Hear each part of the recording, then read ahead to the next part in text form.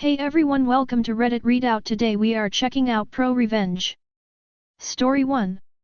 Try to take the credit for something I wrote. Let me destroy your academical credibility and get you fired. I used to be in what in my college we call CEDAR, an investigation group created by students that want to produce scientific articles, in this case, psychology, and normally directed by a professor. I had just started college. Didn't know how things worked, but thanks to a friend I was able to enter one of the most exclusive CEDARs of our faculty. They were developing at the time 5 articles, and I was assigned to the newest one, a simple case review. But this story is not about me or my project. This story is about Rebecca, the friend that helped me before. Like me, Rebecca was a psychology major, doing her final year of college, and she was one of the lead investigators in the Crown project of the CEDAR at the moment, a meta-analysis on conductual behavior therapy in schizophrenic patients around Latin American. This sh*T was not easy. She had spent a year and a half working on it, and when I joined the group it was already in its final stages. Then the drama begun. Well, it had actually started midway project, when the first drafts were sent to the publications office.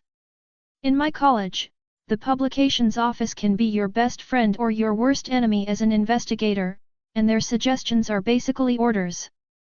Because the article dealt with a psychiatric pathology, they said it must have the support of our college's med school psychiatry department. The head of the department, who I will call Dr. Trash, put the condition that one of his residents had to be on the project. It was kind of rude to force them to include some random guy, but in the end she and her group accepted. Enter Julian, the human incarnation of laziness. In a team of 5 individuals, Rebecca, Julian, and 3 other psychology students, Julian barely did any job, and whatever he made, had to be checked and corrected by one of the others. Sometimes Rebecca doubted he even knew what the article was about from some of his. Story 2. I love you but I'm cutting your throat. I'm a millwright who specializes in rebuilding natural gas turbines. I run with a very top caliber crew where everyone has a role to fill. My role is overseeing anything that's lifted with a crane. My technical title is rigger. If a load falls, it's my fault. If someone gets hurt while I'm in control of a lift, it's my fault. If equipment is damaged while I'm in control of a lift, it's my fault.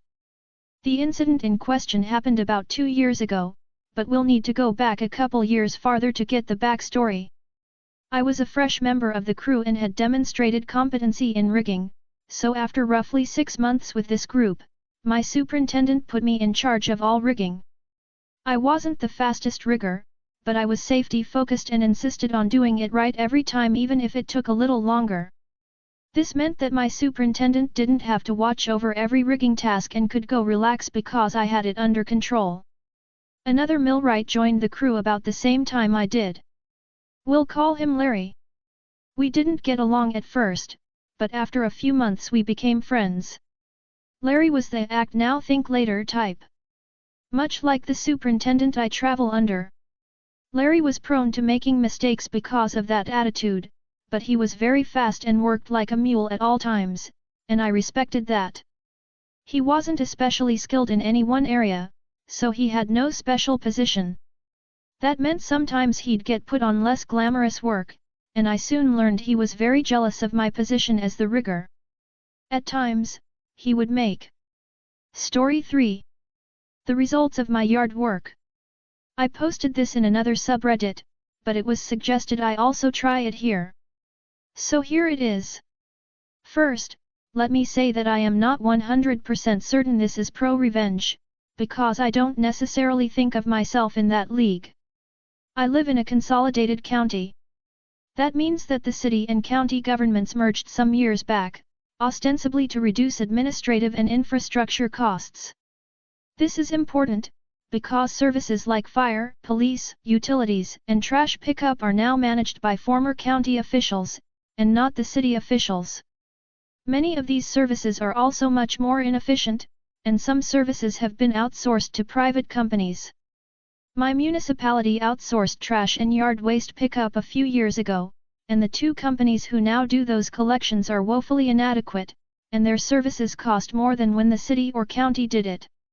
They both have similar sets of rules what can be put out for collection, take fewer types of waste away, and no longer come 2 days a week as the city once did, but now only come 1 day a week. We're all paying more money for less service. Now that the background is done, here's the story. I did some yard work over the course of a couple of weekends last summer, cutting some limbs, trimming some shrubbery, and cutting down a dead tree in my backyard. Knowing what the rules are for how much yard waste, limbs, leaves, and such can be put out, I bagged everything that was supposed to be bagged, filling up 3 of them. Things like leaves and small clippings, weeds, and such. The paper bags for yard waste from the big box home improvement stores are what they require, so I use those. I just fill them halfway up so as to not make them too heavy for the waste collectors, even though there are no written weight restrictions. However, if a bag is too full they will knock it over to spill out the contents so they then don't have to pick it up. I cut the larger limbs down to under 4 feet in length, or they wouldn't be picked up. Anything at all they can do to get out of picking something up, they will do. And they almost always leave a horrendous mess behind when they do pick things up. The pile put out for collection is not allowed to be any wider than 10 feet, nor any deeper or higher than 5 feet, nor may it contain any piece longer than 4 feet. All bags must be placed in a row, no more than 3 feet away from the limb pile. My pile was maybe 4 inches longer than the 10 feet, and only because of the tiny ends of the limbs, smaller than a toothpick, hanging out of the pile. The pile was no higher than 3 feet, and no deeper than 4 feet. In other words, it fell within the size limits, except for a few twigs with leaves. I also had the 3 bags, each about half full of clippings and leaves, all lined up exactly as required, and about 2 feet away from the main pile. They were scheduled to come on a Tuesday, but when I got home from work that afternoon, it was all still there. There was a pre-printed notice on my door that my pickup exceeded the proscribed size limits, and the note said that I would be required to either pay a $250 oversize load fee, or reduce the size of the pile by half to make it fit into the limit. This is where the revenge comes in. I had the next 2 days off, so the next morning, bright and early, I got out the hedge trimmers. I trimmed the ends of the pile back to exactly 9 feet in length. After carefully laying those trimmed bits on top of the pile, I went to the backyard, where the limbs I had not trimmed up the week before were stacked for the following week's pile, and found 4 long, fairly straight limbs. I removed all the smaller limbs and leaves from these limbs, ending up with 4 moderately straight poles, each about 7 feet long. I marked 1-foot intervals on each pole in fluorescent orange paint, and stuck them in the ground, out at the curb in the front yard, at the corners of a rectangle exactly 5 feet wide and 10 feet long.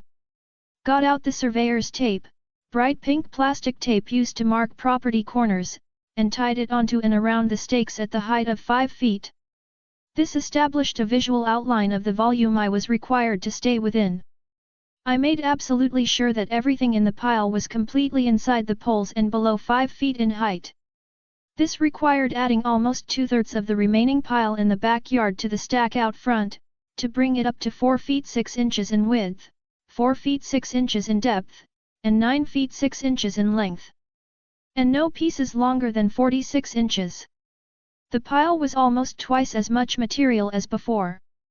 This included some small logs, up to 4 in diameter, also each 46 long. The limit is 5 diameter, all within the limits of 5x5x10 the waste company mandates. I carried each of the 3 bags of clippings to the backyard, and filled each of them up as much as possible, while still being able to fold over the tops and staple shut each bag. I also included small, 8 to 10 sections of the ends of larger limbs, for added weight. The bags were now completely filled, and weighed more than twice what they had before. I had to use the hand truck to get them out to the curb, they were so heavy. Oh, and all the extra clippings I had generated, filled up 2 more bags, so the total was now 5 bags. The company limit. I then went inside, called the company, and very nicely asked that they come to pick up my yard waste, since they had not done so on Tuesday. They agreed to send out a truck and crew, and told me I would have to pay the fee. Come on then, I told them. They soon arrived, and happened to be the same crew that normally comes to my neighborhood. I pulled a 2.5 FOOT Stanley tape measure from my pocket, and asked them to measure the poles, to confirm that the space was within the required limits. They did so, and agreed the pile was not oversized, and proceeded to spend the next 2 hours manually loading it all onto their truck. Oh, and it took both of them to manhandle each of those bags into the back of the truck too.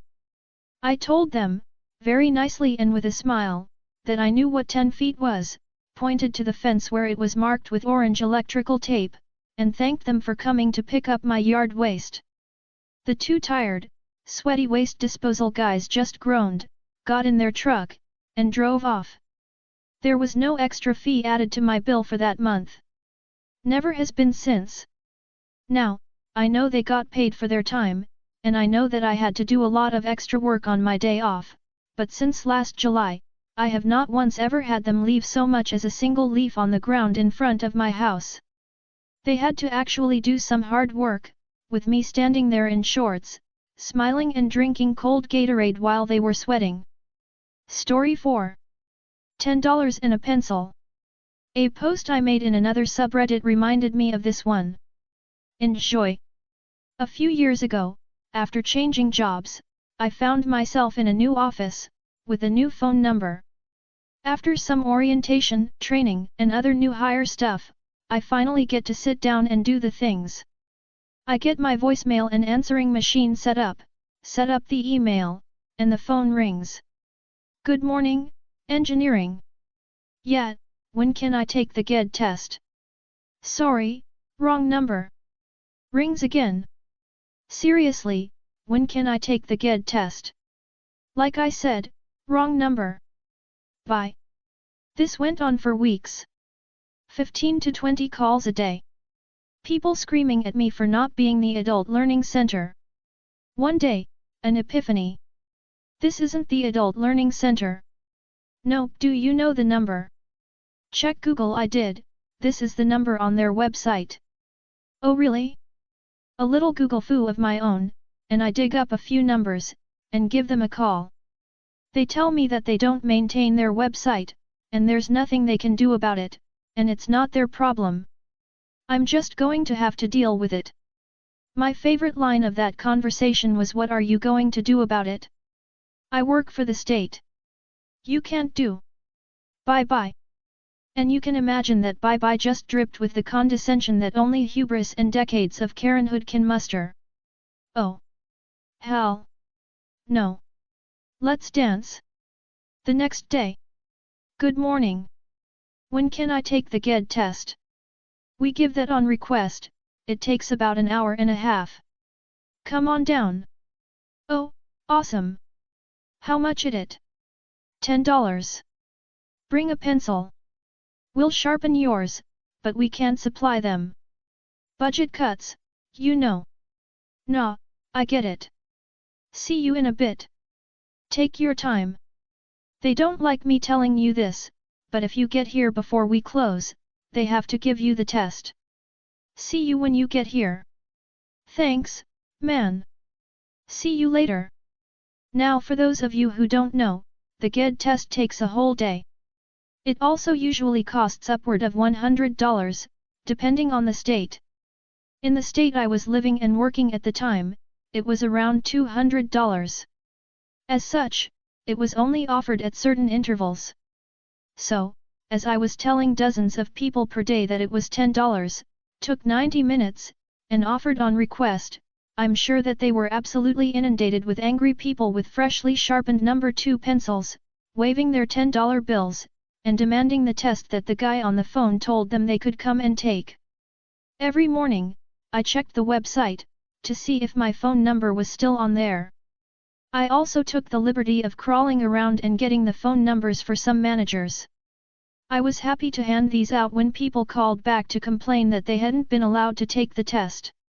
Head back down there, and ask to speak to and tell them that they called the number on the website and this is what they were told. It took them about 6 more weeks to change the website. For some reason, all of the managers' numbers disappeared from the website as well. That's all for today. Please don't forget to like and subscribe.